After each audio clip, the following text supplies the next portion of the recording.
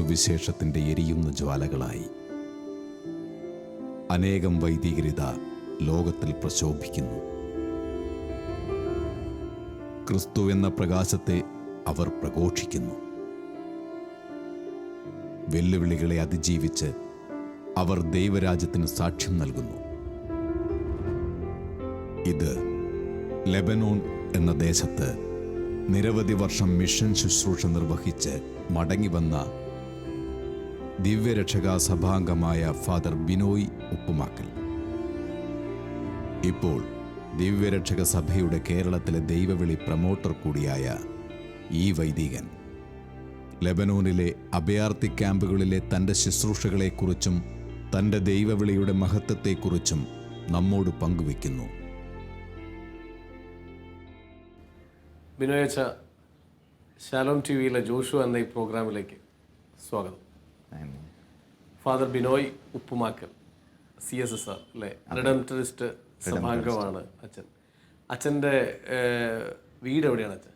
എൻ്റെ വീട് കാഞ്ഞിരപ്പള്ളി പാലപ്ര എന്നൊരു പ്രദേശത്താണ്. അച്ഛൻ്റെ ഇടവക വിമലമാതാ ചർച്ച് പാലപ്ര തന്നെ അല്ലേ? അച്ഛൻ്റെ വീട്ടിലാരൊക്കെ ഉണ്ട്? എൻ്റെ വീട്ടിൽ ചാച്ചനും അമ്മച്ചിയും ഞങ്ങൾ 4 മക്കളാണ്. ഞാൻ ഏറ്റവും ഇളയതാണ്. ഏറ്റവും മൂത്ത ചേട്ടൻ, അതിൻ്റെ ഇടയ്ക്ക് 2 പെങ്ങന്മാർ. ഏറ്റവും മൂത്തതും ഏറ്റവും ഇളയതും ആണുങ്ങൾ, നടുക്ക് 2 സഹോദരിമാർ. ബാക്കി എല്ലാവരും വിവാഹിതരാണ്? ബാക്കി എല്ലാവരും വിവാഹിതരാണ്. ചേട്ടനുണ്ട് വീട്ടിൽ, പിന്നെ ചേട്ടൻ 2 പിള്ളേർ, പിന്നെ ചാച്ചനും അമ്മച്ചിയും. ഏറ്റവും ഇളയ ആളെയാണ് ഈ ഒരു വൈദിക ദൈവവിളിയിലേക്ക് കർത്താവ് തിരഞ്ഞെടുത്തത്, അല്ലെങ്കിൽ വീട്ടുകാർ വിട്ടതും അല്ലേ? അതെ, തീർച്ചയായിട്ടും. ഞാൻ അപ്പച്ചൻ്റെ അമ്മച്ചിയുടെ പേര്? ചായൻ്റെ പേര് ആൻ്റണി എന്നും അമ്മച്ചിയുടെ പേര് ത്രസ്യാമ എന്നാണ് ഒഫീഷ്യൽ നെയിം. രണ്ടുപേരും ഉണ്ടല്ലോ അല്ലേ? 2 പേരും ജീവിച്ചിരിക്കുന്നു. അച്ഛൻ്റെ ഒരു ദൈവവിളിയിലേക്കുള്ള വഴിയിൽ കുടുംബം എന്തുമാത്രം അച്ഛനെ സ്വാധീനിച്ചു എന്ന് പറയാൻ പറ്റും? യഥാർത്ഥത്തിൽ കുടുംബമാണ് എന്നെ ദൈവവിളിയിലേക്ക് ഉയർത്തിക്കൊണ്ട് വന്നതെന്ന് പറയാം. എൻ്റെ ദൈവവിളി എന്ന് പറഞ്ഞു കഴിഞ്ഞാൽ, ഞാൻ ചെറുപ്പത്തിലൊന്നും അങ്ങനെ സെമിനാരിൽ പോകണമെന്ന് ആഗ്രഹിച്ചൊരു വ്യക്തിയല്ല. അപ്പോൾ ചാച്ചന് തടി ബിസിനസ് ആയിരുന്നു. അപ്പോൾ ചാച്ചനിങ്ങനെ തടി വിറ്റ് ഇങ്ങനെ ഒത്തിരി സെമിനാരികളിലും സിസ്റ്റർമാർക്കും അച്ഛന്മാർക്കും ഒക്കെ തടി കൊടുക്കുന്ന, അങ്ങനെ ഒരിക്കൽ തടി കൊടുക്കുവാനായിട്ട് എപ്പോഴും, അതുകൊണ്ട് അച്ഛന്മാരും സിസ്റ്റർമാരും ഒക്കെ വീട്ടിൽ എപ്പോഴും വരുമായിരുന്നു. പക്ഷേ എനിക്ക് ഈ അച്ഛന്മാരും സിസ്റ്റർമാരും ഒക്കെ വീട്ടിൽ വരുമെങ്കിലും ഞാൻ അവരെ ഒന്നും കാണാതെ എപ്പോഴും ഒളിച്ചും മാറി നടക്കുന്ന ഒരു സ്വഭാവമായിരുന്നു. അവർ മുന്നിൽ കൂടെ വരുമ്പോൾ പുറകിൽ കൂടെ വാതിലിൽ കൂടെ ഞാൻ സാധാരണ ഇറങ്ങിപ്പോകാൻ പതിവുണ്ടായിരുന്നു. അങ്ങനെ ഒരു ദിവസം തടിക്ക് പൈസ മേടിക്കാൻ വേണ്ടി സെമിനാരിൽ പോയിട്ടാണ് ഞാൻ ഈ റിഡംപ്റ്ററിസ്റ്റ് സെമിനാരിൽ അറിയുന്നതും സെമിനാരിൽ ചേരുന്നതുമാണ്. ദൈവവിളിയെക്കുറിച്ച് പറയുവാണെങ്കിൽ പ്രധാനമായിട്ടും ഞാൻ പ്രീ ഡിഗ്രി കഴിഞ്ഞ് കഴിയുമ്പോൾ ചാച്ചൻ പറഞ്ഞു, എൻ്റെ ഒരു ആഗ്രഹമാണ് പിന്നെ തുടർന്ന് പഠിക്കണ്ട, ഇപ്പോൾ ചാച്ചൻ്റെ കൂടെ ഫുൾ ടൈമായിട്ട് തടിയുടെ പുറകെ നടക്കാമെന്ന്. ഇപ്പം ചാച്ചനും അമ്മച്ചിക്കൊന്നും അത് വലിയ താല്പര്യമില്ലായിരുന്നു. പക്ഷേ എന്നാലും ഞാൻ വിചാരിച്ചു ഇവരുടെ കൂടെ നടക്കാമെന്നൊക്കെ വിചാരിച്ചുകൊണ്ട് ചാച്ചൻ വലിയ തടി എടുക്കുമ്പോൾ അതിൻ്റെ വിറക് കച്ചവടം ഞാൻ ചെയ്യുമായിരുന്നു. ആൾക്കാരെയൊക്കെ നിർത്തി കട്ട് ചെയ്ത് റോഡിലടുക്കി അത് ഹോട്ടലുകാർക്കൊക്കെ വിൽക്കാനായിട്ട് ചെയ്യുമായിരുന്നു. പക്ഷേ ചാച്ചൻ ഈ തടി അളക്കാനായിട്ടൊക്കെ എന്നെ കൊണ്ടുപോവുകയൊക്കെ ചെയ്യുമായിരുന്നു. അങ്ങനെ ഒരിക്കലൊരു ദിവസം റിഡംപ്റ്ററിസ്റ്റ് സെമിനാരിൽ ഞങ്ങൾക്ക് കാഞ്ഞിരപ്പള്ളിയിലൊരു ഹൗസുണ്ട്. കാഞ്ഞിരപ്പള്ളി ഹൗസിൽ തടി വേണമായിരുന്നു. അപ്പോൾ ചാച്ചൻ പറഞ്ഞു, ഒരു ദിവസം പറഞ്ഞു, തടി കളന്ന് കൊടുക്കുക, നീ മില്ലി വരണമെന്ന് പറഞ്ഞു. അങ്ങനെ മില്ലിൽ ചെന്നു, തടി കളന്ന് കൊടുത്തു. 2 ദിവസം കഴിഞ്ഞപ്പോൾ ചാച്ചൻ പറഞ്ഞു, അതെ, നമ്മൾക്ക് സെമിനാരിയിൽ നിന്ന് പൈസ കിട്ടിയിട്ടില്ല, നീ പോയി സെമിനാരിൽ പോയി പൈസ മേടിച്ചുകൊണ്ട് വരണം എന്ന് പറഞ്ഞുകൊണ്ടാണ് എന്നെ സെമിനാരിലേക്ക് പറഞ്ഞു വിടുന്നത്. ഞാൻ പെട്ടെന്ന് ബൈക്കൊക്കെ എടുത്തുകൊണ്ട് സെമിനാരിൽ ചെന്നു. അവിടെ ചെന്ന് കഴിഞ്ഞപ്പോൾ സക്രിയാസ് കാഞ്ഞിപ്പറമ്പിൽ എന്ന് പറഞ്ഞ ഒരച്ഛൻ വന്ന് വാതിൽ തുറന്നു. അച്ഛനോട് പറഞ്ഞു, അതേ, അച്ഛന്മാർ അവിടെ ആരുമില്ല, അതുകൊണ്ട് നീ നാളെ വരാമോ എന്ന് ചോദിച്ചു. ഞാൻ പറഞ്ഞു, അത് കുഴപ്പമില്ല അച്ഛൻ, നാളെ വരാമെന്ന് പറഞ്ഞു. ഞാനതിങ്ങനെ പിറ്റേ ദിവസവും അതുപോലെ തന്നെ ചെന്നു. അന്ന് ഈ അച്ഛൻ എന്നോട് പറഞ്ഞു, അകത്ത് കയറ്റി എനിക്ക് ഒരു ഗ്ലാസ് കടുങ്കാപ്പിയൊക്കെ തന്ന് എന്നെ അകത്ത് കയറ്റിയിരുന്ന് വർത്താനം പറഞ്ഞിട്ട് പറഞ്ഞു, എടാ, നിനക്ക് പറ്റിയ പണിയല്ലിത്, ഈ കാശിൻ്റെ പുറകെ നടക്കുക, തടിയുടെ പുറകെ നടക്കുക. നീ സെമിനാരിൽ ചേർന്ന്, നമ്മുടെ കൂടെ സെമിനാരിൽ ചേർന്ന് നമുക്ക് ആവശ്യത്തിനുള്ള തടിയൊക്കെ എടുത്ത് നമുക്ക് തന്നെ വലിയൊരു ബിസിനസ് തുടങ്ങാവുന്നതാണ്. പിന്നെ ഇനി നമ്മൾ പലയിടത്തും ഹൗസ് പണിയും, അപ്പോഴെല്ലാം ഈ തടി വേണ്ടി വരും. അപ്പോൾ നിനക്ക് നല്ലൊരു സ്കോപ്പുള്ള സ്ഥലമാണ് ഇതെന്ന് സക്രിയാസിസ്റ്റൻ പറഞ്ഞു. അപ്പോൾ ഞാൻ പറഞ്ഞു, അതിനെന്നെ അച്ഛാ, ഞാൻ വരാമല്ലോ എന്ന് പറഞ്ഞു. അപ്പം എൻ്റെ മനസ്സിൽ അങ്ങനെ വലിയ ആഗ്രഹമൊന്നുമില്ല. ചുമ്മാ അന്നേരം അച്ഛനിൽ നിന്ന് രക്ഷപ്പെടാൻ വേണ്ടിയാണ് ഞാൻ പറയുന്നത്, അച്ഛാ ഞാൻ വരാം എന്ന് പറയുന്നത്. ഞാൻ വീട്ടിൽ ചെന്ന് ഞാൻ അമ്മച്ചിയോട് പറഞ്ഞു സെമിനാരി പോകുന്ന കാര്യത്തിനാണ്. അപ്പോൾ അമ്മച്ചി പറഞ്ഞു, എടാ നിന്നെപ്പോലുള്ളവർക്ക് വേണ്ടിയുള്ളതല്ല ഈ സെമിനാരി എന്ന് പറഞ്ഞാൽ, അത് നല്ല കുഞ്ഞുങ്ങൾക്കുള്ളതാണ്. നിനക്ക് ഈ പൈസയോടും ഇതൊക്കെ വേണമെന്നാണ്. ഇപ്പം തന്നെ നീ വിറക് കച്ചവടം തുടങ്ങിക്കഴിഞ്ഞു. അപ്പം നിനക്ക് പോലെയുള്ളവരല്ല, നല്ലോണക്ക് ആഗ്രഹിച്ച് ഒത്തിരി പ്രാർത്ഥിച്ച് അതിക്ക് ഈ ആഗ്രഹമൊക്കെ അങ്ങ് ചെറുപ്പം മുതലേ തുടങ്ങുന്നതാന്ന് പറഞ്ഞു. അന്ന് വൈകുന്നേരം ചാച്ചൻ ബിസിനസ് കഴിഞ്ഞ് വന്നപ്പോൾ അമ്മച്ചി ഇത് ഷെയർ ചെയ്തു. അപ്പോൾ ചാച്ചനും അമ്മച്ചിയും കൂടെ ഇങ്ങനെ ഇരുന്ന് ഒത്തിരി നേരം ഇരുന്ന് ചിരിക്കുന്നത് കേട്ടു. ഇതൊരു വളരെ തമാശയാണല്ലോ എന്ന് പറഞ്ഞ്. അത് കഴിഞ്ഞ് പിറ്റേ ദിവസം ഞാൻ നേരം എടുത്ത് നോക്കുമ്പോൾ ഈ സക്രിയാസച്ചൻ വീട്ടിൽ വന്നിട്ടുണ്ട്. സക്രിയാസൻ എല്ലാ അച്ഛന്മാരും വീട്ടിൽ വരുന്നുണ്ട്, പക്ഷേ ഈ സക്രിയാച്ചൻ ഇച്ചിരി പ്രായം ചെന്നായതുകൊണ്ട് എനിക്കൊരു പ്രത്യേക താല്പര്യമുണ്ട്. അച്ഛനെ ഞാൻ വിളിച്ചകത്ത് കയറ്റി ഇങ്ങനെ അച്ഛൻ ഞങ്ങളുടെ കൂടെ ഒന്നിച്ചിരുന്ന് കപ്പയൊക്കെ തിന്ന് ഞങ്ങൾ വർത്തമാനമൊക്കെ പറഞ്ഞു കഴിഞ്ഞപ്പോഴത്തേനും പോകാനായപ്പോൾ എൻ്റെ ചെവി ചോദിച്ചു, ഇന്നലെ പറഞ്ഞ കാര്യത്തെക്കുറിച്ച് നീ ചിന്തിച്ചോ എന്ന് ചോദിച്ചു. ഞാൻ പറഞ്ഞു അതിന് തന്നെ അച്ഛൻ ഞാൻ വരാമല്ലോ, അതിന് ഒരു കുഴപ്പമില്ലെന്ന് പറഞ്ഞു. അത് കഴിഞ്ഞിട്ട് അച്ഛൻ ഇറങ്ങിപ്പോയി. പിന്നെ അച്ഛൻ അതിനെക്കുറിച്ച് പറയുന്നില്ല. പക്ഷെ അന്ന് രാത്രി ഞാനിങ്ങനെ എനിക്കങ്ങോട്ട് എന്തോ ഉള്ളിൽ നിന്ന് സെമിനാരി പോകണമെന്നുള്ള ഒരു ഭയങ്കരമായ ആഗ്രഹമാണ്. ആ ആഗ്രഹം കയറി പിറ്റേ ദിവസം രാവിലെ ഞാൻ അമ്മച്ചിയോട് പറഞ്ഞു, ഞാൻ സെമിനാരി പോയി നോക്കാം എന്ന് പറഞ്ഞു.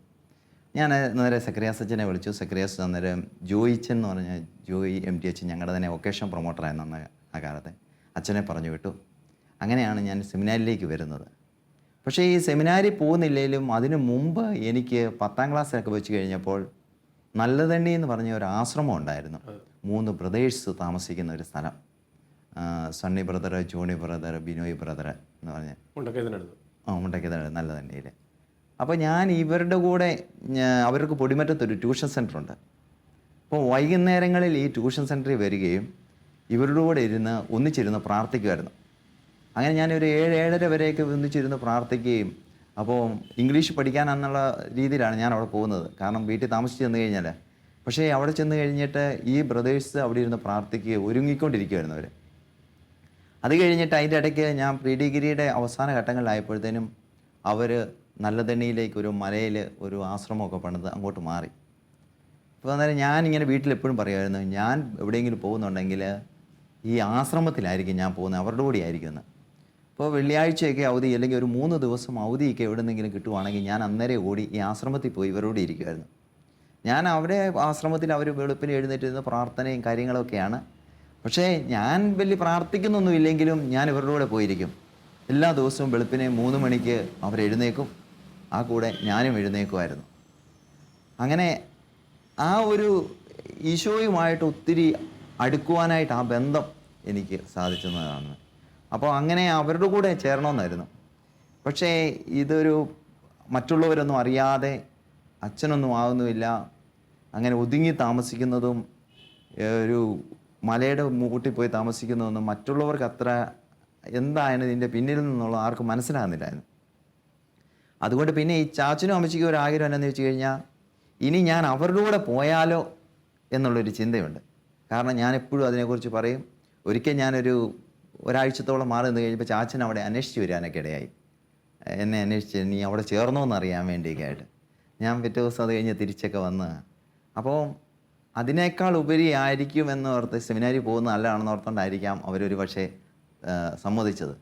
കാരണം ഈ ബിസിനസ് ഫീൽഡിലേക്ക് ഇങ്ങനെ ഇറങ്ങുന്നത് കൊണ്ട്, അപ്പോൾ ഞാൻ ഏറ്റവും ഇളയതാണ്. ചാച്ചന് ഈ കൂപ്പ് ലൈസൻസും അങ്ങനെയുള്ള കാര്യങ്ങളും തടിയുടെ കാര്യങ്ങളൊക്കെ ഉണ്ട്. അപ്പോൾ കണക്കൊക്കെ ഏകദേശം മറ്റു വിഷയങ്ങളെല്ലാം പോക്കാണെങ്കിലും കണക്കെനിക്ക് ഏറ്റവും എളുപ്പമുള്ളൊരു വിഷയമായിരുന്നു.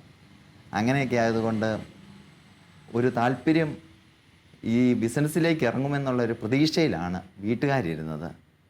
പക്ഷേ എന്നെ അത്ഭുതപ്പെടുത്തിയ ഒരു കാര്യം എന്ന് പറഞ്ഞത്, ഞാൻ സെമിനാരി ചേർന്ന് അവധിക്ക് ചെന്നു. ഒരു 6 മാസം കഴിഞ്ഞപ്പോൾ അവധിയായി ഞങ്ങളുടെ. കാരണം താമസിച്ചാണല്ലോ, ഇത് സെമിനാരി ചേരുന്ന സമയങ്ങളിലൊന്നും അല്ല ചേർന്നത്. ഏകദേശം ഒക്ടോബർ ഈ സമയമാകുമ്പോഴാണ്, ഒക്ടോബർ ആദ്യത്തോടു കൂടി ഞാൻ സെമിനാരി വരുന്നു. അപ്പോൾ ഞാൻ സെമിനാരിയിൽ നിന്ന് തിരിച്ച് വീട്ടിൽ ചെന്ന് കഴിഞ്ഞപ്പോൾ ഞങ്ങളുടെ വീട്ടിൽ എല്ലാ ദിവസവും 7 മണിക്ക് ജപമാല ചെല്ലുന്ന പതിവുണ്ട്. അപ്പോൾ ജപമാല ചെല്ലുമ്പോൾ ഞാനിങ്ങനെ ശ്രദ്ധിച്ചൊരു കാര്യം എന്ന് വെച്ചാൽ, 5 രഹസ്യവും കഴിഞ്ഞിട്ട് 6ാമത് അമ്മച്ചി ഒരു സ്വർഗസ്നാഥാപി ഒരു 10 നന്മ പറഞ്ഞറിയുമ്പോൾ ചെല്ലുന്ന കേട്ടു. ഇപ്പം എൻ്റെ വിചാരം ഞാനിങ്ങനെ കൊന്തയിലെടുത്ത് ഇങ്ങനെ നോക്കുന്നുണ്ട്, ഇത് തെറ്റിപ്പോയതാണെന്നുള്ള ചിന്തയിലായിരിക്കുന്നത്. അത് കഴിഞ്ഞിട്ട് അത് ചൊല്ലി തീർന്നു. കുരിശുവരെയൊക്കെ കഴിഞ്ഞ് ഞങ്ങൾ സ്തുതി ചൊല്ലി എല്ലാവർക്കും കഴിഞ്ഞ് ഞങ്ങളിങ്ങനെ ആ പായ തന്നെ ഇരുന്ന് ഇങ്ങനെ വർത്തമാനം പറയും. അത് ചിലപ്പോൾ 1 മണിക്കൂറോളം ഇരുന്ന് ആ പായയിലിരുന്ന് എല്ലാവരും കൂടെ വർത്തമാനം പറയും. ചാച്ചൻ പോയിട്ട് വന്ന കാര്യങ്ങൾ എല്ലാവരും പറയും, അമ്മച്ചി ആ പ്രദേശത്ത് നടന്ന കാര്യങ്ങളെല്ലാം പറയും. എല്ലാവരും അവരവരുടെ, ഞങ്ങൾ സ്കൂളിലും കോളേജിലും എവിടെയെല്ലാം പോയി എല്ലാവരും അതൊരു ഷെയറിങ് ചെയ്യുന്ന ഒരു 1.5 മണിക്കൂർ, ചിലപ്പോൾ ഒത്തിരി നീണ്ടുപോകും. അത് കഴിഞ്ഞിട്ട് അമ്മച്ചി അവിടെ തന്നെ അത് കഴിഞ്ഞിട്ട് ഞങ്ങൾക്ക് എല്ലാവർക്കും കൂടെ ചോറൊക്കെ കൊണ്ട് തരുന്ന ഭയങ്കര ഒരു യൂണിറ്റി നമുക്ക് കാണാനായിട്ട് സാധിക്കുമായിരുന്നു. അങ്ങനെ ഞാൻ അന്നേരം ഇത് ഇങ്ങനെ ഇരുന്ന് കഴിഞ്ഞ പ്രാർത്ഥനയുടെ സമയത്ത് ഞാൻ അമ്മച്ചിയോട് ചോദിച്ചു, പ്രാർത്ഥനയൊക്കെ കഴിഞ്ഞിട്ട് അമ്മച്ചിയോട് ചോദിച്ചു, അമ്മച്ചി ഇന്ന് അമ്മച്ചിക്ക് കൊന്ത തെറ്റിപ്പോയതാണോ എന്ന് ചോദിച്ചു. അപ്പോൾ പെങ്ങൾ എന്നോട് പറഞ്ഞ്, തെറ്റിപ്പോയതല്ല, നീ സെമിനാരി പോയപ്പം തൊട്ട് ഒരു രഹസ്യം എക്സ്ട്രാ ചെല്ലുന്നതാണ്. അത് ഈ 10 കൊല്ലവും ആ 6ാമത്തെ ഒരു രഹസ്യം വീട്ടിലുണ്ടായിരുന്നു എന്നുള്ളതാണ്. അപ്പോൾ അവരുടെ ഒരു പ്രാർത്ഥന എനിക്ക് തോന്നുന്നു ഇന്നിപ്പോൾ ഇവിടെ ഇരിക്കാനായിട്ട് കാരണമായതും അമ്മച്ചിയുടെ ആ ഒരു പ്രാർത്ഥനയാണ് തോന്നുന്നു. ആ എക്സ്ട്രാ ഉള്ള ആ ഒരു രഹസ്യം ആണ്. കേൾക്കുമ്പോൾ ഏറെ സന്തോഷം വെച്ചാൽ, കാരണം വളരെ വ്യത്യസ്തമായ ഒരു സ്റ്റോറിയാണ്. നമ്മൾ ധാരാളം വൈദികരുടെ ദൈവവിളിയിലേക്കുള്ള കഥകൾ നമ്മൾ കേട്ടിട്ടുണ്ടെങ്കിലും തടിക്കച്ചവടം നടത്തി അച്ഛനാവാൻ പോയ ഒരാളെന്ന് പറയുന്നത് നമ്മൾ ആദ്യമായിട്ടാണ് അങ്ങനത്തെ ഒരു എക്സ്പീരിയൻസ് കേൾക്കുക. പക്ഷെ തീർച്ചയായിട്ടും അച്ഛൻ്റെ ആ വഴി വളരെ വ്യക്തമായിരുന്നു എന്നുള്ളത് ക്ലിയറാണ്. അച്ഛൻ പറഞ്ഞതിൽ ഏറ്റവും എനിക്ക് 2 കാര്യങ്ങൾ വളരെ സന്തോഷമായിട്ട് തോന്നിയത്, ഒന്ന് നിങ്ങളുടെ വീട്ടിലെ കുടുംബ പ്രാർത്ഥന. കാരണം എല്ലാ ദിവസവും 7 മണിക്ക് കൊന്ത ചെല്ലും. അത് ധാരാളം കുടുംബങ്ങളിലുണ്ട്, 7 മണിയോ അല്ലെങ്കിൽ 7:30 ഒക്കെ ആയിട്ട്. പക്ഷേ അതിനുശേഷം നിങ്ങൾ ഒരുമിച്ച് അവിടെ തന്നെ ഇരുന്ന് വർത്തമാനം പറയുന്നു എന്ന് പറയുന്ന ഒരു കാര്യം, ആ ഒരു പ്രാർത്ഥനയാണ് ഏറ്റവും, അങ്ങനെ ആ ഒരു ഒരുമിച്ചുള്ള ഇരിപ്പും. രണ്ടാമത് വൈദികനായ സെമിനാരി പഠനത്തിൽ ചേർന്ന ദിവസം മുതൽ അമ്മ കുടുംബത്ത് ഒരു രഹസ്യം കൂടി ആ മകന് വേണ്ടി കൂട്ടി എന്ന് പറയുന്നത്, അതെ, എല്ലാവരും അതിന് ഒരു സപ്പോർട്ടീവ് ആയിരുന്നു. അതാണ് എല്ലാവരും ഒന്നിച്ചിരുന്ന് പ്രാർത്ഥിക്കുവാണല്ലോ അച്ഛനായി കാണാനായിട്ട്. അല്ല, അങ്ങനെയൊക്കെ ഒരു അമ്മ പ്രാർത്ഥിക്കുമ്പോൾ അച്ഛനെ നന്നായി ജീവിക്കാതിരിക്കാൻ പറ്റത്തില്ലല്ലോ. തീർച്ചയായിട്ടും. അച്ഛാ, എൻ്റെ ഒരു ചോദ്യം ഇതാണ്, ഇങ്ങനത്തെ ഒരു പശ്ചാത്തലത്തിൽ നിന്നുകൊണ്ട് ഇപ്പോൾ റിഡംപ്റ്ററിസ്റ്റ് പോലത്തെ ഒരു കോൺഗ്രിഗേഷനിലേക്ക് വന്ന് വൈദിക പരിശീലനം നടത്തി, ആ ഒരു വൈദിക പരിശീലന കാലഘട്ടം അച്ഛനെ എങ്ങനെ സഹായിച്ചു എന്ന് വളരെ ചെറുതായിട്ടൊന്ന് പറയാമോ? വൈദിക പരിശീലന കാലഘട്ടം എന്ന് പറഞ്ഞു കഴിഞ്ഞാൽ എന്നെ ഒത്തിരി അച്ഛന്മാർ, എന്നെ ഈ ദിവ്യരക്ഷക സഭയിലെ അച്ഛന്മാർ ഒത്തിരി സ്വാധീനം ചെലുത്തിയിട്ടുണ്ട്. അവർ എല്ലാവരും കൂടെ ഒന്നിച്ചിരുന്ന് ഞങ്ങളിങ്ങനെ സെമിനാരിയിലാകുമ്പോഴത്തേനും ഒരു കമ്മ്യൂണിറ്റി എപ്പോഴും ഈ വൈദിക പരിശീലനം നടത്തുന്ന സ്ഥലത്തുണ്ട്. ഇപ്പോൾ ഈ അച്ഛന്മാർ ധ്യാനത്തിന് ഒന്നിച്ചു പോവുക, അതായത് ഇടവക സന്ദർശനമുണ്ട്. അതായത് ഇടവക സന്ദർശനത്തിൽ ഇങ്ങനെ ഒരു പറ്റം ആൾക്കാർ അവിടുന്ന് ഇവിടുന്നൊക്കെ വന്ന് ഞങ്ങൾ പഠിക്കുന്ന സെമിനാരിലൊക്കെ വന്ന് കൂടിയിട്ട് അവരെല്ലാവരും കൂടെ ഒന്നിച്ച് പോയിട്ട് ആ ഒരു ഇടവക സന്ദർശനം മുഴുവൻ നടത്തി അത് കഴിഞ്ഞ് 2 പേര് അവിടെ തങ്ങി ധ്യാനിപ്പിച്ച് തിരിച്ചു വരിക. തിരിച്ചു വന്നു കഴിയുമ്പോൾ ഈ അച്ഛന്മാരെല്ലാവരും കൂടി അവിടെ പോയ കാര്യങ്ങളും ഇത് ഷെയർ ചെയ്യുക. ആ ഒരു കമ്മ്യൂണിറ്റി ലൈഫ് ഒരു ഭയങ്കര പ്രധാനപ്പെട്ടതാണ്. അപ്പോൾ ഒരു വീട്ടിലെ നമ്മുടെ ഒരു കുടുംബത്തിലെ ഒരു ഫീലിങ്സ് കമ്മ്യൂണിറ്റിയിലുണ്ടായിരുന്നു. അത് നമ്മളെപ്പോഴും മോട്ടിവേറ്റ് ചെയ്തുകൊണ്ടിരിക്കുകയാണ്. അപ്പോൾ അച്ഛനാവണമെന്നുള്ളൊരു തീക്ഷ്ണതയാണ്. ഇതേപോലെ തന്നെ എനിക്കും ഈ അച്ഛന്മാരുടെ കൂടെ ഒന്നിച്ചിരുന്ന് പങ്കുവയ്ക്കുന്ന ഒരു ദിവസം ഇങ്ങനെ മുന്നിൽ കണ്ടുകൊണ്ടാണ് ഇരുന്നത് എപ്പോഴും. അതുപോലെ തന്നെ കൂടെയുള്ള ബ്രദേഴ്സും, ഞങ്ങളുടെ തിയോളജി പഠനകാലം എന്ന് പറഞ്ഞു കഴിഞ്ഞാൽ ബാംഗ്ലൂരാണ്. അപ്പോൾ പല സ്റ്റേറ്റിൽ നിന്നുള്ള ബ്രദേഴ്സും പിന്നെ തായ്ലൻഡിൽ നിന്നുള്ള ബ്രദേഴ്സും അവരെല്ലാവരും ഉണ്ട്. അപ്പോൾ എല്ലാവരുടെയും ഓരോ വ്യത്യസ്തമായ കാഴ്ചപ്പാടാണെങ്കിലും ഒന്നിച്ചു വന്നു കഴിയുമ്പോഴത്തേനും ഞങ്ങളെല്ലാവരും ഒരു ദിവ്യരക്ഷക റിഡംപ്റ്ററിസ്റ്റ് സഭയിലെ അംഗങ്ങളാണ് എന്നുള്ള ആ ഒരു തോന്നൽ നമുക്കിപ്പോഴും ഉണ്ടായിരിക്കും. ആരും ഒരാൾ മറ്റൊരാളിൽ നിന്ന് വിഭിന്നനല്ല എന്നുള്ള ഒരു ചിന്ത, അത് ഭയങ്കരമായിട്ട് നമ്മളെ ഇങ്ങനെ മോട്ടിവേറ്റ് ചെയ്യുമായിരുന്നു. എപ്പോഴും നല്ല അച്ഛനായിട്ട് ഇതേപോലെ തന്നെ ഈ അച്ഛന്മാരോടൊപ്പം വർക്ക് ചെയ്യണമെന്നുള്ള ഒരു ചിന്ത എപ്പോഴും ഉണ്ടാകുമായിരുന്നു. അച്ഛൻ പറഞ്ഞ ആ ഒരു കുടുംബ അന്തരീക്ഷം എന്ന് പറയുന്നത് വളരെ സന്തോഷം നൽകുന്നൊരു കാര്യമാണ്. ഞാൻ മറ്റൊരു കാര്യം ചോദിക്കുന്നത്, ഈ വൈദിക പരിശീലന കാലഘട്ടം എന്ന് പറയുന്നത് നമ്മുടെ ജീവിതത്തിൽ ഒരു ക്രമം ഉണ്ടാക്കും അല്ലേ? തീർച്ചയായിട്ടും. സഭയ്ക്ക് അതിൻ്റെ ഒരു ചട്ടക്കൂടുണ്ട്, കോൺഗ്രിഗേഷൻ അതിൻ്റെ ഒരു ചട്ടക്കൂടുണ്ട്. നമ്മൾ ഒരുമിച്ച് അനുസരണയോടെ ഒരു ഹൈറാർക്കിയുടെ കീഴിലൊക്കെ ഒരുമിച്ച് പോകുന്നതിൻ്റെ ചില പ്രത്യേകതകളുണ്ട്. അത്തരം ഒരു ഡിസിപ്ലിനറി ഫോർമേഷൻസ് അല്ലെങ്കിൽ ഒരു ക്രമം ഉണ്ടാക്കുന്ന പരിശീലനങ്ങളെ കുറിച്ച് അച്ഛൻ്റെ അഭിപ്രായം? അതെപ്പോഴും എനിക്ക് തോന്നുന്നത് അന്നേരമല്ല നമുക്കത് യൂസ്ഫുൾ ആയിട്ട് വരുന്നത്. പിന്നീട് അച്ഛനായി കഴിയുമ്പോഴും ഈ ഒരു ഫോർമേഷൻ നമുക്ക് കിട്ടുന്നതിൻ്റെ വെളിച്ചത്തിലാണ് നമ്മൾ പിന്നീടുള്ള ലൈഫ് നിയന്ത്രിക്കുന്നത്. കാരണം അന്ന് നമ്മുടെ ഫോർമേറ്റർ ആയിരുന്ന, ഞങ്ങളുടെയൊക്കെ ഫോർമേറ്റർ ആയിരിക്കുന്ന അച്ഛനും, പ്രത്യേകിച്ച് നോയിസ് മാസ്റ്റർ ആയിരുന്ന മാത്യു മഞ്ഞക്കുന്നൽ അച്ഛനൊക്കെ ഒരു അപ്പനെ പോലെയായിരുന്നു. അല്ലാതെ ഞങ്ങൾക്ക് ഒരു അച്ഛൻ നോയിസ് മാസ്റ്റർ ആയിരുന്നു എന്നുള്ള അങ്ങനെ ഒരു ചിന്ത പോലും ഉണ്ടായിട്ടില്ല. ഞങ്ങളെല്ലാ കാര്യങ്ങളും വന്ന് അപ്പനോട് വീട്ടിൽ എന്നെ ഷെയർ ചെയ്യുന്നു അതുപോലെ ഞങ്ങൾ ഷെയർ ചെയ്യുന്നുണ്ടായിരുന്നു. അപ്പോൾ ഈ ഒരു രീതിയിൽ നമ്മളെ ചട്ടക്കൂട്ടിൽ ഇങ്ങനെ വളർത്തിക്കൊണ്ട് വരികയാണ്. ഇന്ന സമയത്ത് പ്രാർത്ഥനയുണ്ട്, പ്രാർത്ഥനയ്ക്കൊക്കെ ആണെങ്കിലും അച്ഛൻ ആദ്യം തന്നെ വന്നിരിക്കും, അത് കഴിഞ്ഞ് ഞങ്ങളെല്ലാവരും കൂടെ വന്നിരിക്കും. ആ ഒരു കമ്മിറ്റി അത് പിന്നീടുള്ള ജീവിതത്തിൽ നമുക്ക് ഈ ചട്ടക്കൂടിൻ്റെ അകത്ത് നിൽക്കാനായിട്ട് എളുപ്പമാകുന്നുണ്ട്. ഈ ഫോർമേഷനിൽ എനിക്ക് തോന്നുന്നു നല്ലൊരു ഫോർമേഷൻ കൊടുക്കുകയാണെങ്കിൽ എപ്പോഴും ആ സ്പിരിറ്റ് ഒരിക്കലും ഒരു വ്യക്തി പോലും കമ്മ്യൂണിറ്റിക്ക് വെളിയിൽ നിന്ന് അല്ലെങ്കിൽ നമ്മുടെ ഇതിന് വെളിയിൽ നിന്നുകൊണ്ട് ഇങ്ങോട്ട് നോക്കി കുറ്റം പറയുന്ന ഒരു അവസ്ഥ ഉണ്ടാകില്ല, ഒരു കുറവായിട്ട് നമുക്ക് തോന്നിയില്ല. കാരണം ഈ ഫോർമേഷനിലൂടെയാണ് കടന്നു പോയിക്കൊണ്ടിരിക്കുന്നത്. അപ്പോൾ അത് കിട്ടാതെ വരുമ്പോഴായിരിക്കാം ഒരു പക്ഷേ ചിലപ്പോൾ വിമർശനങ്ങളൊക്കെ ഉണ്ടാകാനായിട്ടും ഒരാളുടെ കുറവുകൾ മനസ്സിലാക്കാൻ പറ്റാതൊക്കെ വരുന്നതൊക്കെ എനിക്ക് തോന്നുന്നത് എങ്ങനെയാണ്. എന്തായാലും അച്ഛൻ്റെ വാക്കുകളിലും അച്ഛൻ സംസാരിക്കുന്നതിലുള്ള ഒരു വലിയൊരു സൗമ്യതയോടെ, ഹൃദ്യതയോടെയാണ് അച്ഛൻ പല കാര്യങ്ങളും പങ്കുവയ്ക്കുന്നത്. അത് തീർച്ചയായിട്ടും അതിൻ്റെ ഒരു ക്രെഡിറ്റ് തീർച്ചയായിട്ടും അതിനൊരു ക്രെഡിറ്റ് കുടുംബത്തിന് കൊടുക്കണം. പക്ഷേ അതിനൊപ്പം തന്നെ എനിക്ക് തോന്നുന്നു റിഡംപ്റ്ററിസ്റ്റ് സഭ, ദിവ്യരക്ഷക സഭയ്ക്ക് അതിനുള്ള എല്ലാ ക്രെഡിറ്റും തീർച്ചയായിട്ടും കൊടുക്കണമെന്ന് തന്നെയാണ് എനിക്ക് തോന്നുന്നത്. തീർച്ചയായിട്ടും കൊടുക്കാതിരിക്കാൻ പറ്റില്ല. കാരണം എപ്പോഴും നമ്മൾ ഒരു അപ്പൻ്റെ ഒരു കീഴിൽ നിൽക്കുന്ന ഒരു പ്രതീതി എപ്പോഴും ഉണ്ട്, ഫീലിങ്സ് ഉണ്ട് എപ്പോഴും. സന്തോഷം വെച്ചാൽ വൈദികനായ ആ ദിവസങ്ങൾ അച്ഛൻ ഓർമ്മയുണ്ടല്ലോ. ഒരു വൈദികനാകുന്ന കാരണം പ്രത്യേകിച്ച് കുഞ്ഞുനാൾ മുതൽ അങ്ങനെ ആഗ്രഹിച്ച് നടന്ന് വൈദികനായ ആളല്ല. തടിക്കച്ചവടവുമായിട്ട് ബന്ധപ്പെട്ട് കാശ് മേടിക്കാൻ പോയപ്പോൾ ഉണ്ടായ ദൈവം ഇടപെടുന്നത് ഓരോരുത്തരുടെ ജീവിതത്തിലും യുണീക്കായിട്ടാണ് എന്നുള്ളതിൻ്റെ ഏറ്റവും മനോഹരമായ ഒരു തെളിവാണ്. പക്ഷേ കുടുംബത്തിന് നല്ലൊരു അന്തരീക്ഷം സഹായിച്ചിട്ടുണ്ട്. അപ്പോൾ അങ്ങനെ ഒരു വൈദികനായി കഴിഞ്ഞപ്പോൾ അമ്മയുടെ ഈ പ്രാർത്ഥനയും കുടുംബത്തിൻ്റെ പ്രാർത്ഥന, അമ്മയുടെ ഒന്നും പറയാൻ പറ്റില്ല, അമ്മ ഒരു ലീഡർഷിപ്പ് എടുത്തെന്ന് മാത്രമേ ഉള്ളൂ.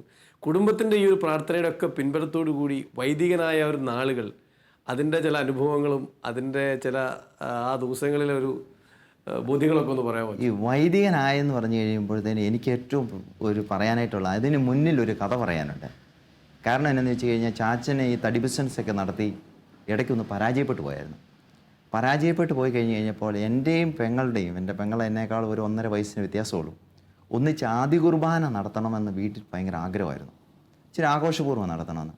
പക്ഷെ സാമ്പത്തികമായിട്ട് ഇച്ചിരി തകർന്നു പോയതുകൊണ്ട് ഒരു സ്ഥലത്തുനിന്ന് ഞങ്ങളിങ്ങനെ മാറി മാറി താമസിച്ചുകൊണ്ടിരിക്കുകയാണ്. അപ്പോൾ വാടകയ്ക്ക് മാറി താമസിച്ചുകൊണ്ടിരിക്കുകയാണ്. അപ്പോൾ ഈ വാടകയ്ക്ക് മാറി താമസിച്ചുകൊണ്ടിരിക്കുന്ന സമയത്ത് ഞങ്ങൾ പഠിക്കാൻ വേണ്ടി പോവും. പഠിച്ച് അവസാനം ആകുമ്പോഴത്തേനും ചാച്ചൻ പറയും നമ്മൾ ഇവിടുന്ന് മാറണം, അല്ലെ ശരിയാകില്ല എന്ന് പറയും. പിന്നെ അങ്ങനെ മാറും. അങ്ങനെ ഞാൻ വിശുദ്ധ കുർബാന കൈക്കൊള്ളുന്നത് 5ാം ക്ലാസ്സിൽ പഠിച്ചപ്പോഴാണ്. അപ്പോൾ പെങ്ങൾ 6ാം ക്ലാസ്സിലെത്തിയെന്ന് ഓർക്കണം. അപ്പോൾ ഇങ്ങനെ മാറിക്കൊണ്ടിരുന്ന് കഴിഞ്ഞപ്പോൾ ഞങ്ങൾ ഈ നാട്ടിൽ നിന്നല്ലൊക്കെ മാറി കിഴക്ക് വാലമ്പിള്ള സിറ്റി എന്ന് പറഞ്ഞൊരു സ്ഥലമുണ്ട്. അപ്പോൾ അവിടെ ചെന്ന് ഞങ്ങളിങ്ങനെ താമസിക്കും, ആരും അറിയാതെ ഒരു താമസമാണ്. അപ്പോൾ അവിടെ ചെന്ന് കഴിഞ്ഞപ്പോഴത്തേനും ഞങ്ങൾ വിശുദ്ധ കുർബാനയ്ക്ക് പണ്ട് തൊട്ടേ അമ്മച്ചി ഞങ്ങളെല്ലാവരെയും പള്ളി പറഞ്ഞു വിടുന്ന ഒരു പതിവുണ്ട്. എവിടെയാണെങ്കിലും ഈശോ ഉണ്ടാവും എന്നുള്ളൊരു ചിന്ത അമ്മച്ചി എപ്പോഴും തരുന്നു. അങ്ങനെ ഞങ്ങളിങ്ങനെ പള്ളിയിൽ പോയി കഴിഞ്ഞപ്പോൾ ഒരു സിസ്റ്ററിനെ കണ്ടു. അപ്പോൾ ഈ സിസ്റ്ററെ കണ്ടു കഴിഞ്ഞപ്പോൾ ഈ സിസ്റ്റർ ഞങ്ങളോട് പറഞ്ഞു, മോൻ വിശുദ്ധ കുർബാന കൈക്കൊണ്ടിട്ടില്ല, മോള് കൈക്കൊണ്ടിട്ടില്ല, അതിനെന്നാ ഇവിടെ വന്ന് നമുക്ക് പഠിക്കാമല്ലോ, എന്നിട്ട് നമ്മൾ ഈ വർഷത്തെ പഠനം തുടങ്ങിയിട്ടുണ്ട്, വരാൻ പറഞ്ഞു. അങ്ങനെ ഞങ്ങൾ 2 പേരും കൂടെ അവിടെ, അപ്പം അമ്മച്ചിയോട് ചെന്ന് പറഞ്ഞു. അമ്മച്ചി പറഞ്ഞു എന്നാൽ പിന്നെ നിങ്ങൾ ക്ലാസ് അറ്റൻഡ് ചെയ്തല്ലേ, നമുക്ക് നടത്താം, ഇനിയും നമ്മൾ വെച്ചുകൊണ്ടിരിക്കേണ്ട, വലിയ ആഘോഷമൊന്നുമില്ലേ, നടത്താമെന്ന് പറഞ്ഞു. അങ്ങനെ ഞങ്ങൾ അവിടെ പഠിക്കാൻ വേണ്ടി തുടങ്ങി. പഠിക്കാൻ കഴിഞ്ഞപ്പോഴത്തേനും പെങ്ങൾക്ക് നവോദയ ഒരു എക്സാം ഒക്കെ വരുന്നുണ്ട്. അപ്പോൾ പെങ്ങൾ അങ്ങോട്ട് പോയി അതിൻ്റെ പഠനമൊക്കെ നടത്തണമെന്ന് പറഞ്ഞ് പെങ്ങളങ്ങ് മാറി.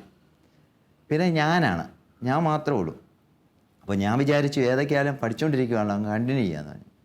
പക്ഷേ ഈ ഏറ്റവും അവസാന നിമിഷമായി കഴിഞ്ഞപ്പോൾ സാമ്പത്തികമായി ഭയങ്കര ടൈറ്റായി. അപ്പോൾ ചാച്ചൻ പറഞ്ഞു ഈ വർഷം നമുക്ക് നടത്തണ്ട, ചാച്ചന് തിരിച്ചങ്ങോട്ട് വരാനായിട്ട് പറ്റില്ല, അതുകൊണ്ട് വേണ്ട എന്ന് പറഞ്ഞു. അപ്പോൾ എനിക്കൊരു ഭയങ്കര ആഗ്രഹമായിരുന്നു, ഈശോയെ സ്വീകരിക്കണമെന്നുള്ളൊരു ഭയങ്കര ആഗ്രഹമായിരുന്നു. ഞാനിങ്ങനെ അമ്മച്ചിയോട് പറഞ്ഞു, അമ്മച്ചി എന്താണേലും വേണ്ടിയല്ല, പെങ്ങളില്ലേലും വേണ്ടിയല്ല, വിശുദ്ധ കുർബാന നമുക്ക് സ്വീകരിക്കാം, അതല്ലേ നല്ലതെന്ന് ചോദിച്ചു. അപ്പോൾ അമ്മച്ചിക്കാണെങ്കിലും നല്ല ഡ്രസ്സൊക്കെ ഇട്ട് പോകണമെന്നായിരുന്നു ആഗ്രഹം. വീട്ടിൽ സാമ്പത്തികമായിട്ട് ഭയങ്കര ടൈറ്റായിരിക്കുക. അപ്പോൾ ഞാൻ വിചാരിച്ചു എങ്ങനെയാണേലും വേണ്ടിയില്ല. അന്ന് ഞാൻ ഈ വിശുദ്ധ കുർബാന സ്വീകരിക്കാൻ വേണ്ടി പോകുന്നത് കഴിഞ്ഞ കൊല്ലത്തെ യൂണിഫോം ഇട്ടുകൊണ്ടാണ് പോകുന്നത്. പിന്നെ ആകെപ്പാടെ എനിക്ക് മേടിച്ചത് ഒരു കറുത്ത നിക്കർ മാത്രമേ മേടിച്ചുള്ളൂ. അപ്പോൾ ഈ പഴയ ഡ്രസ്സ് ഇട്ടുകൊണ്ട് ഞാൻ ഈ പള്ളിയിലേക്ക് ചെന്ന് കഴിഞ്ഞപ്പോൾ എന്നെ വേദപാഠം പഠിപ്പിച്ചിരുന്ന ഒരു സിസ്റ്റർ പറഞ്ഞു, മോനെ നിൻ്റെ ഡ്രസ്സ് അത്ര നീറ്റല്ലാത്തതുകൊണ്ട് ഞാൻ ഏറ്റവും പൊക്കം കുറഞ്ഞ, അപ്പോൾ നീ ഏറ്റവും ഫ്രണ്ടിൽ നിൽക്കേണ്ട, നീ ബാക്കിൽ നിന്നോ, കാരണം അന്ന് കൺഫർമേഷനുള്ള കുട്ടികൾ ബാഗിലുണ്ട്, അപ്പോൾ അവരുടെ കൂടെ നിന്നോളാൻ പറഞ്ഞു. അപ്പോൾ നമ്മളെ ആരും മൈൻഡ് ചെയ്യല്ലോ. അങ്ങനെ ഞാൻ അവരുടെ കൂടെ നിന്ന് ഞാൻ അവസാനം പോയി വിശുദ്ധ കുർബാന സ്വീകരിക്കുക. അപ്പോൾ എൻ്റെ സൈഡിൽ നിൽക്കാനായിട്ട് ചാച്ചനില്ല താനും. അപ്പോൾ ഞാൻ എൻ്റെ ഈ വിഷമം കണ്ടു കഴിഞ്ഞപ്പോൾ അവിടെ തന്നെയുള്ള ഒരു വേറെ പ്രായം ചെന്ന ഒരു സിസ്റ്റർ വന്ന് പറഞ്ഞു, മോൻ ഒന്നുകൊണ്ടും വിഷമിക്കരുത്, ആര് സൈഡിൽ നിൽക്കാനില്ലേലും ഞാൻ നിൽക്കാം. ആ സിസ്റ്റർ പറയും ഞാൻ നിൽക്കാം എന്ന് പറഞ്ഞുകൊണ്ട് എന്നെ ഭയങ്കരമായിട്ട് പ്രോത്സാഹിപ്പിച്ചുകൊണ്ടിരിക്കുക ഈ സിസ്റ്റർ. അങ്ങനെ ആണ് ഞാൻ പോയി വിശുദ്ധ കുർബാന സ്വീകരിക്കുന്നത്. അപ്പോൾ ഞാൻ എൻ്റെ പട്ടം സ്വീകരിക്കുമ്പോഴും എൻ്റെ മനസ്സിൽ ഈ ഒരു ചിന്തയാണ്, അന്ന് വിശുദ്ധ കുർബാന സ്വീകരിക്കാൻ ചാച്ചനും അമ്മയും സൈഡിൽ ഇല്ലാഞ്ഞിട്ട് പോലും ഇന്ന് എൻ്റെ പട്ടത്തിന് വേണ്ടി അവർ എൻ്റെ രണ്ട് സൈഡിൽ നിൽക്കുക ഞാനിങ്ങനെ പോകുമ്പോൾ. അപ്പോൾ ഞാൻ വിചാരിച്ചു, ദൈവം എത്രമാത്രം മഹത്വത്തോടു കൂടിയാണ് ഓരോ കാര്യങ്ങളും ക്രമീകരിക്കുന്നത്. ഇന്ന് ഞാൻ ചൊല്ലുന്ന ബലിയർപ്പിക്കുന്ന ബലിയിൽ അവർക്ക് പങ്കാളികളാകാനായിട്ട് സാധിക്കുന്നു. ഇത് അന്ന് ഞാൻ ഈശോയെ കയ്യിലെടുക്കുമ്പോഴൊക്കെ എൻ്റെ മനസ്സിലേക്കും വരുന്ന ഒരു ചിന്തയെന്ന് പറഞ്ഞാൽ, അന്ന് ആരുമില്ലാതെ ഞാൻ വിശുദ്ധ കുർബാന സ്വീകരിച്ച ഒരവസ്ഥയെക്കുറിച്ചാണ്. അപ്പോൾ അത് ഭയങ്കരമായിട്ട് സന്തോഷം നൽകുകയാണ്. അപ്പോൾ ദൈവം അതിൻ്റെ ആ ദിവ്യകാരുണ്യ സ്വീകരണത്തിൻ്റെ ആ വിശുദ്ധ കുർബാന കൈക്കൊള്ളപ്പാടിൻ്റെ ഒരു പൂർത്തീകരണം പോലെ എൻ്റെ പട്ടം വരുന്നെന്നുള്ളതാണ്. അതെനിക്ക് ഒത്തിരി സന്തോഷം നൽകിയിട്ടുണ്ട്. അവന് എല്ലാവരും വരികയും, അപ്പോൾ മറ്റുള്ള ആർക്കും ഇതിനെക്കുറിച്ച് അറിയത്തില്ല, ഇതിൻ്റെ പിന്നിൽ ഇങ്ങനെ ഒരു സംഭവം പണ്ട് നടന്നിട്ടുള്ളതാണ്. എനിക്ക് തോന്നുന്ന ഒരു പൊതുവേദിയിൽ പോലും ഞാൻ പറഞ്ഞിട്ടില്ല, ഇപ്പോൾ ഞാനിത് ഇങ്ങനെ പറയുന്നതേ ഉള്ളൂ. അച്ഛാ, കേൾക്കുമ്പോൾ തന്നെ നമുക്ക് ഹൃദയം അതുപോലെ നിറയുന്നുണ്ട്. കാരണം അത്രയും വലിയൊരു കാര്യം, തീർച്ചയായിട്ടും ദൈവത്തിൻ്റെ ഒരു പരിപാലന എന്ന് പറയുന്നത് ഏറ്റവും പ്രധാനപ്പെട്ട കാര്യമാണ്. പക്ഷെ എനിക്ക് അതിന് ഉള്ളിൽ നിന്നൊരു സാധനം പിക്ക് ചെയ്തെടുക്കാൻ തോന്നുന്ന ആ സിസ്റ്ററാണ്. കാരണം എത്രയോ വിശുദ്ധരായ അമ്മമാർ, സിസ്റ്റേഴ്സ് നമ്മുടെ ചുറ്റും ഇതുപോലെ ഈ ഉൾനാടൻ പ്രദേശങ്ങളിലെ ഓരോ ഇടവകളിലും സേവനം ചെയ്ത് ആളുകളുടെ ചെറിയ നൊമ്പരങ്ങൾ, അതായത് എനിക്ക് വിഷമിക്കുന്നുണ്ട്, പക്ഷേ എൻ്റെ വിഷമം ഞാൻ പുറത്ത് ഞാൻ പറഞ്ഞിട്ടില്ല. അപ്പോൾ അവർ എന്നെ മാറ്റി നിർത്തിയാലോ, മറ്റുള്ളവരൊക്കെ മാറ്റി നിർത്തുമ്പോൾ ആ സിസ്റ്റർ വന്ന് നമ്മളോട് ചേർന്ന് നിൽക്കുക. എനിക്ക് തോന്നുന്നത് ഓരോ അമ്മമാരും ഈ കോൺവെന്റിലുള്ള അമ്മമാർ അങ്ങനെ ചേർത്ത് വെക്കുന്നുണ്ട് ഒത്തിരി പേരെ. അതിന്റെ ഫലമായിട്ടാണ് ഈ സഭ ഇങ്ങനെ അപ്പന്റെ സ്ഥാനത്ത് നിന്ന് പോകാനുള്ള. ഞാനിപ്പോഴും ചെറിയൊരു കാര്യം എൻ്റെ ജീവിതത്തിലാണ്. എൻ്റെ അമ്മ മരിച്ചുപോയി. അമ്മ പറഞ്ഞ് ഞാൻ ഓർക്കുന്നുണ്ട്, അമ്മ എന്നെ ഗർഭിണിയായിരുന്ന കാലത്ത് വീട്ടിൽ ബുദ്ധിമുട്ടൊക്കെ ഉള്ള സമയത്ത് കുർബാനയ്ക്ക് വരുന്ന സമയത്ത് സിസ്റ്റർ മഠത്തിൽ ബ്രേക്ക്ഫാസ്റ്റിന് ഉണ്ടാക്കിയ സിസ്റ്ററിൻ്റെ ഒക്കെ വീതം, ചിലപ്പോൾ ഒരു മുട്ട പുഴുങ്ങിയതൊക്കെ ആണെങ്കിലും അത് ഒരു ഇലയിൽ പൊതിഞ്ഞു കൊണ്ടുപോയി ആരും കാണാതെ അമ്മയ്ക്ക് കൊടുക്കുകയെന്ന് പറഞ്ഞത് ഒരു ചെറിയൊരാളുടെ ഒരു ആവശ്യം, ആ ഒരു ഫീലിംഗ് പോലും മനസ്സിലാക്കുന്ന എത്രയോ അമ്മമാരുടെ ജീവിതം ഒരാളുടെയും ശ്രദ്ധയപ്പെടാതെ ഇത് വിശുദ്ധ കുർബാന കൈക്കൊള്ളപ്പാട് കഴിഞ്ഞിട്ട് ആ അമ്മ എന്നെ പിടിച്ചു കൊണ്ടുപോയി. കാരണം വീട്ടിൽ സദ്യ ഒന്നുമില്ല, വീട്ടിൽ അന്ന് സാധാരണ ബ്രേക്ക്ഫാസ്റ്റ് പോലും ഉണ്ടാക്കുന്നില്ലെന്ന് എനിക്ക് തോന്നുന്നത്. അപ്പോൾ എന്നെ കൊണ്ടുപോയിട്ട് അമ്മച്ചിയോടൊക്കെ വരാൻ പറയുമോ, കോൺവെന്റിലേക്ക് വന്ന് നമ്മൾ അവിടെ ആഘോഷിക്കുന്നത്, അതായത് വേറൊരു ആഘോഷം ഉണ്ടാക്കാനായിട്ട് നമ്മുടെ വീട്ടിലില്ലാതെ പോയത് നമ്മുടെ കുടുംബം പോലെ സ്ഥലത്ത് ഉണ്ടാക്കുവാണ്. നമ്മൾ ഫീൽ ചെയ്യണം അതും നമ്മുടെ ഒരു വീടാണെന്നുള്ള ഒരു ഫീലിങ്സ് ഉണ്ടാക്കുക. അച്ഛാ, എൻ്റെ മറ്റൊരു തരത്തിലേക്കുള്ള ചോദ്യം, എന്നായിരുന്നു നമ്മുടെ ഓർഡിനേഷൻ്റെ വർഷവും ഡേറ്റും ഒക്കെ? ഏപ്രിൽ 12 തീയതി 2009. ഇപ്പോൾ 9 വർഷം കഴിഞ്ഞു. ഈ 9 വർഷമുള്ള ഈ ഒരു വൈദിക ജീവിതത്തിൽ തീർച്ചയായിട്ടും അച്ഛനെ ദൈവം എടുത്തുപയോഗിച്ച മേഖലകൾ എവിടെയൊക്കെയായിരുന്നു? ഈ കോൺഗ്രിഗേഷൻ്റെ ഭാഗമായിട്ട് അച്ഛൻ്റെ ഒരു പ്ലേസ്മെൻറ്റും കാര്യങ്ങളൊക്കെ ഞാൻ പട്ടം കിട്ടിയ ആദ്യത്തെ വർഷം തന്നെ ഈ കറുകുറ്റി, നമ്മുടെ തൊട്ടുപടി അടുത്ത് തന്നെയാണ് അങ്കമാലി പ്രദേശത്ത് കറുകുറ്റി എന്ന് പറഞ്ഞ എടവപ്പള്ളിയിൽ ഫൊറോന പള്ളിയിൽ കൊച്ചനായിട്ടാണ് ആദ്യത്തെ അപ്പോയിൻമെൻറ്റ്. അത് കഴിഞ്ഞിട്ട് നമ്മുടെ ചൂര, ഞങ്ങൾക്കൊരു ആശ്രമമുണ്ട്, ആലുവ ചൂര, ആ ആശ്രമത്തിലായിരുന്നു പിന്നെ ഒരു വർഷക്കാലം. അന്ന് ഞങ്ങളുടെ ഈ പാസ്റ്ററിയ ഫാദേഴ്സ് എന്ന് പറയുന്നത്, അതായത് ഞങ്ങൾക്ക് ഒരു പരിശീലന ഘട്ടമാണത്. ഈ പള്ളിയിൽ പോകുന്നത് ഒരു പരിശീലന ഘട്ടമാണ്. അത് കഴിഞ്ഞ് ഞങ്ങളിങ്ങനെ ഇതിനു വേണ്ടി പ്രീച്ചിങ് ആണ്, ഞങ്ങൾക്ക് ഒരേ ഒരു മിഷനേ ഉള്ളൂ, ദൈവവചനം പങ്കുവയ്ക്കുക എന്നുള്ള ഒരു മിഷനേ ഉള്ളൂ. അപ്പോൾ ഈ മിഷന് പോകുന്നതിന് മുമ്പായിട്ട് അച്ഛന്മാരായവർ മിഷൻ സർമൺ എഴുതി നമ്മൾ പറഞ്ഞു കേൾപ്പിക്കുകയാണ്. അങ്ങനെ എഴുതി നമ്മൾ കൊടുത്ത് അത് അപ്രൂവ് ചെയ്ത് ഒരു ഫോർമേഷൻ ഘട്ടത്തിലൂടെ ഇങ്ങനെ കടന്നു പോവുകയാണ്. അങ്ങനെ അത് കഴിഞ്ഞ് അവിടെ നിന്നാണ് അത് കഴിയുമ്പോഴാണ് ഞങ്ങൾക്കൊരു കറുത്ത ഉടുപ്പൊക്കെ കിട്ടുന്നത്. അതുവരെ വൈറ്റ് ഉടുപ്പൊക്കെയാണ്. അത് കഴിഞ്ഞ് ഞങ്ങളെ ഇങ്ങനെ മിഷണറീസ് ആയിട്ട് അയച്ചുകൊണ്ടിരിക്കുക. കഴിഞ്ഞ് പിന്നെ എനിക്കുള്ള അപ്പോയിൻമെൻറ്റ് വയനാട്ടിലായിരുന്നു. വയനാട്ടിൽ കുന്നുംപറ്റയിലൊരു ഹൗസുണ്ട് ഞങ്ങൾക്ക്, അങ്ങോട്ടായിരുന്നു. അവിടെ നിന്നുകൊണ്ടിരിക്കുമ്പോഴാണ് ഒരു മലയുടെ മുകളിൽ യാബനേസി എന്ന് പറഞ്ഞ ഒരു പ്രെയർ സെൻറ്റർ ജെയ്സൺ അച്ഛൻ്റെ കൂടെ, ഞങ്ങളുടെ കൂടെ തന്നെയുള്ള ഒരു ജെയ്സൺ അച്ഛൻ്റെ കൂടെ തുടങ്ങാനായിട്ട് കാരണമെന്ന് പറഞ്ഞു കഴിഞ്ഞാൽ പഴയ എൻ്റെ ഒരു ഓർമ്മയുണ്ടായിരുന്നു. ഞാൻ പറഞ്ഞില്ലേ നല്ലതണ്ണി എന്ന് പറഞ്ഞ പ്രദേശത്ത് ആ ഒരു അനുഭവം. അത് ഈ വയനാട്ടിലെ മക്യാട് എന്ന് പറഞ്ഞ ഒരു വലിയൊരു മലയുടെ മുകളിലാണ് ഒരാശ്രമമുണ്ട് ഞങ്ങൾക്ക്, ഒരു പ്രെയർ സെൻ്ററാണ്. ദിവികാരുണ്യം എഴുന്നള്ളിച്ച് വെച്ച് ഇപ്പോൾ 2 അച്ഛന്മാരുണ്ട് അവിടെ. അപ്പോൾ ഒന്നുമില്ലാത്തൊരു സ്ഥലത്ത് ഞാനും ഈ ജെയ്സൺ അച്ഛൻ്റെ കൂടെ പോയിരുന്ന് ഞങ്ങളൊരു കുടില് കെട്ടി അവിടെ തുടങ്ങുകയത്. അങ്ങനെ ഈ കുടിലിരുന്ന് ഞങ്ങളിങ്ങനെ പ്രാർത്ഥിച്ചു. പിന്നെ അടുത്ത് തന്നെ ഞങ്ങളൊരു ചെറിയ പള്ളി, ഞങ്ങൾ തന്നെ നാട്ടുകാരുടെ സഹായത്തോടു കൂടി ഒരു പള്ളി തുടങ്ങി. പിന്നെ ഇപ്പോൾ ചെറിയ ഹട്ടൊക്കെ ആയിട്ട് അവിടെ ഇങ്ങനെ പ്രാർത്ഥിക്കാനായിട്ടൊക്കെ ആൾക്കാരൊക്കെ വന്നിരുന്നുണ്ട്. അങ്ങനെ ഇരിക്കുമ്പോഴാണ് എന്നെ ലെബനനിലേക്ക് വിടുന്നത്. ലെബനോനിൽ ഞങ്ങളുടെ ഈ ലിഗോരി പ്രൊവിൻസ്, കേരള പ്രൊവിൻസ് ഒരു മിഷൻ ഏറ്റെടുക്കുകയാണ്. യൂറോപ്പിൽ നിന്നുള്ള അച്ഛന്മാർ അവിടെ വന്ന് നടത്തിക്കൊണ്ടിരിക്കുകയാണ്. അങ്ങനെ ഞാൻ ലെബനോനിൽ കഴിഞ്ഞ 4 വർഷമായിട്ട് ലെബനോനിലായിരുന്നു. ഈ മെയിലാണ് ഞാൻ തിരിച്ചു വരാനിടയായത്. അച്ഛാ, തീർച്ചയായിട്ടും ലെബനോനിലെ വിശേഷങ്ങളും അതുപോലെ ആ മക്കയുടെ ആശ്രമം ഉണ്ടായതിൻ്റെ വിശേഷങ്ങളൊക്കെ നമ്മൾ കൂടുതൽ പങ്കുവെക്കണം തീർച്ചയായിട്ടും. അതുപോലെ ഈ ഓരോ പരിശീലന കാലം ഈ റിഡംപ്റ്ററിസ്റ്റ് എന്ന് പറയുന്ന ഈ ഒരു കോൺഗ്രിഗേഷനിൽ ധാരാളം വൈദികരെ എനിക്ക് വ്യക്തിപരമായിട്ട് പരിചയമുണ്ട്. നമ്മളുടെ മാത്തനച്ഛൻ മാത്യു ഡോക്ടർ അച്ഛനെ പരിചയമുണ്ട്, അലക്സ് അച്ഛനെ പരിചയമുണ്ട്, അലക്സ് വിരുതുകുളങ്ങര അച്ഛനെയൊക്കെ പരിചയം. പക്ഷേ ഇതിനേക്കാളൊക്കെ പ്രധാനപ്പെട്ട ഒരാളുണ്ടല്ലോ, വർക്കി പിതാവ് അല്ലേ, ഈ കോൺഗ്രിഗേഷന്റെ ഒരു മകനാണ്. അതിനുശേഷമാണ് കേരളത്തിലെ സഭയുടെ തന്നെ, പ്രത്യേകിച്ച് സിറോ മലബാർ സഭയുടെ ഏറ്റവും ആദ്യത്തെ മേജർ ആർച്ച് ബിഷപ്പായിട്ട് വന്ന ആളാണ് തീർച്ചയായിട്ടും വർക്കി പിതാവ്. ഞാൻ ഒരു കാര്യം ചോദിക്കുന്നത്, ഈ ഒരു സഭയുടെ ഈ പരിശീലനത്തിൽ, അല്ലെങ്കിൽ അച്ഛൻ ഒരു കാര്യം പറഞ്ഞ്, വചന പ്രഘോഷണമാണ് തീർച്ചയായിട്ടും നിങ്ങളുടെ ഏറ്റവും പ്രധാനപ്പെട്ട കാര്യം. അതേസമയം തായ്ലൻഡിൽ ഒക്കെ എനിക്കറിയാം വളരെ അങ്ങനത്തെ ഒരു വികലാംഗരായ ആളുകൾ, അങ്ങനെയുള്ളവർക്ക് വേണ്ടിയുള്ള സെൻറ്റേഴ്സും ധാരാളം ചാരിറ്റി കാര്യങ്ങളും ചെയ്യുന്നുണ്ട്. പ്രത്യേകമായിട്ട് ഈ ഒരു സഭയുടെ ഒരു കാരിസം, ഫോക്കസ് എന്നുമായി ബന്ധപ്പെട്ട അച്ഛൻ എന്താ ഒന്നുകൂടെ പറയാനുള്ളത്? മെയിനായിട്ട് ദൈവവചനങ്ങൾ മറ്റുള്ളവരിലേക്ക് എത്തിക്കുകയാണ്. ധ്യാനപ്രസംഗങ്ങളിലൂടെയും അതുപോലെ ഇടവക ധ്യാനങ്ങൾ, സ്കൂൾ ധ്യാനങ്ങൾ, കോളേജ് കുട്ടികൾക്കുള്ള ധ്യാനങ്ങൾ. അപ്പോൾ ഞാൻ വിചാരിക്കുന്നത്, ഈ യേശു ഓരോ ശിഷ്യന്മാരെ അയക്കുമ്പോൾ നിങ്ങൾ ലോകമെങ്ങും പോയി സുവിശേഷം പങ്കുവയ്ക്കാനായിട്ട് അയക്കുക, അതേ ഒരു ചിന്തയോടുകൂടിയാണ് ഞങ്ങൾ പോകുന്നതെന്നാണ് എൻ്റെ ഒരു പറയാനുള്ളത്. എനിക്ക് കാരണം എന്നാന്ന് ചോദിച്ചു കഴിഞ്ഞാൽ, വേറെ നമുക്ക് ചുറ്റും നോക്കുമ്പോഴത്തേനും വേറെ ഒന്നുമില്ല നടത്താനായിട്ട്, സ്കൂളുകളൊന്നുമില്ല, കോളേജുകളോ അങ്ങനെയുള്ള സ്ഥാപനങ്ങളൊന്നുമില്ല. പക്ഷേ ഈ ദൈവവചന ശുശ്രൂഷയ്ക്ക് ഭയങ്കരമായ ഒരു പ്രാധാന്യമുണ്ട്. ഒത്തിരി മക്കളെ കേൾക്കാൻ പറ്റുന്നുണ്ട് ഒത്തിരി മേഖലകളിൽ. അപ്പോൾ ആശ്വാസം കൊടുക്കുക എന്നുള്ള ഒരു വലിയ ഒരു ദൗത്യം നമ്മൾ തുറന്നുകൊണ്ടിരിക്കുകയാണ്.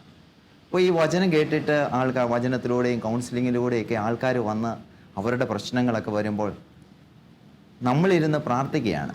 വിശുദ്ധ അൽഫോൻസ് ലിഗോരി പറയുന്നുണ്ട്, നിങ്ങളൊരു ഫുൾ ടൈം ബൈബിൾ പ്രഘോഷകനാകേണ്ട ആവശ്യമില്ല.